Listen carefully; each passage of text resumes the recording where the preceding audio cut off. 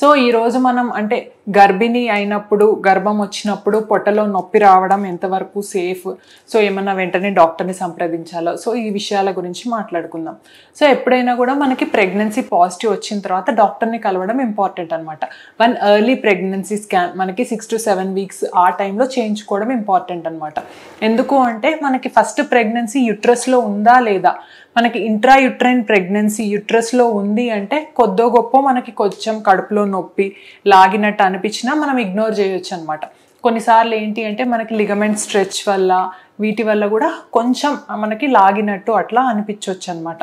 కాకపోతే మనకి ఏంటి అంటే ఎప్పుడైనా మనకి పొట్టలో నొప్పి బ్లీడింగ్తో మనకి వస్తుంది అంటే అది వెంటనే డాక్టర్ని సంప్రదించాలన్నమాట. అంటే అది early abortion signs, miscarriage signs లెక్కనమాట. సో మనకి అట్లా కాదు, ప్రెగ్నెన్సీ స్కాన్ చేసినప్పుడు మనకి యుట్రస్లో లేదు ట్యూబ్లో ఉంది అన్నా కూడా అది డేంజర్ అనమాట. సో వెంటనే మనం దాన్ని మెడికల్ మేనేజ్మెంట్ లెక్కనో లేదు అంటే లాప్రోస్కోపీనో ఆ ట్యూబ్ కట్ చేసుకోవడమో ఎట్లా అనేది చూసుకోవాలి. సో ఫస్ట్ ఎర్లీ ప్రెగ్నెన్సీలో ఇది ఇంపార్టెంట్. ఆ తర్వాత మనకి పోను ప్రెగ్నెన్సీ మనకి సెకండ్ ట్రైమెస్టర్, థర్డ్ ట్రైమెస్టర్ అట్లా అంటే కంటిన్యూ అవుతున్నప్పుడు కూడా కొంచెం పొట్టలో నొప్పి అనేది రావచ్చు అనమాట. సో అట్లాంటప్పుడు ఏంటి అంటే కొన్నిసార్లు ఇట్లా బ్రాక్స్టన్ హిక్ కంట్రాక్షన్స్ అనమాట. అంటే మనకి ఫాల్స్ కంట్రాక్షన్స్ వల్ల కూడా ముఖ్యంగా థర్డ్ ట్రైమెస్టర్లో కొంతమందికి అట్లా నొప్పి వచ్చినట్టు అట్లా అనిపించవచ్చు అనమాట. అట్లాంటివి ఇగ్నోర్ చేయొచ్చు. కాకపోతే మనకి బాగా ఇట్లా టైట్నెస్, పొట్టలో నొప్పి వచ్చింది, అట్లా కొంచెం పెయిన్ ఎక్కువ ఉంది అంటే వెంటనే మనం లేట్ చేయకుండా డాక్టర్ని సంప్రదించి చూపించుకోవాలన్నమాట. చాలామంది మనకి యుట్రస్ లోపల ఏమన్నా చిన్న సెప్టమ్ ఉంటే అంటే అది ఆపరేషన్ చేయించుకోవాలా, సో అది మనకి ఎంతవరకు బేబీ నిలబడుతుంది, ఇట్లా డౌట్ అనేది చాలామందికి ఉంటుంది అనమాట.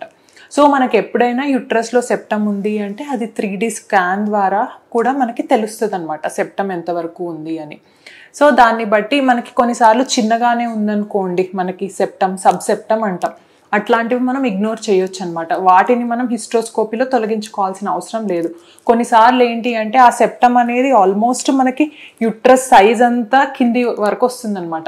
ఇట్లాంటివి ఉంటే ఏంటి అంటే ఈ అడ్డుగోడల వల్ల మనకి బేబీ అనేది అతుక్కునే ఛాన్స్ తక్కువ అనమాట. సో మనం కూడా అట్లాంటివి చాలా కేసెస్ చూసాం. ఎప్పుడైతే హిస్ట్రోస్కోపీ అంటే మనకి సెప్టమ్ అనేది కనిపించిందో హిస్ట్రోస్కోపీ సెప్టల్ రిసెక్షన్ ద్వారా మనకి ఏంటి అంటే వాళ్ళు న్యాచురల్గా కూడా కన్సీవ్ అయ్యి ప్రెగ్నెన్సీ మనకి ప్రోగ్రెస్ అయ్యే ఛాన్సెస్ ఎక్కువ ఉంటాయి. లేదు వేరే కారణాల వల్ల మనకి ఐవీఎఫ్ చేయించుకున్నా కూడా మనకి ఎంబ్రియో ట్రాన్స్ఫర్ ముందు సెప్టమ్ని తీయించుకున్న తర్వాత లైవ్ బర్త్ వచ్చే అవకాశాలు చాలా ఎక్కువగా ఉంటాయండి. Thank you.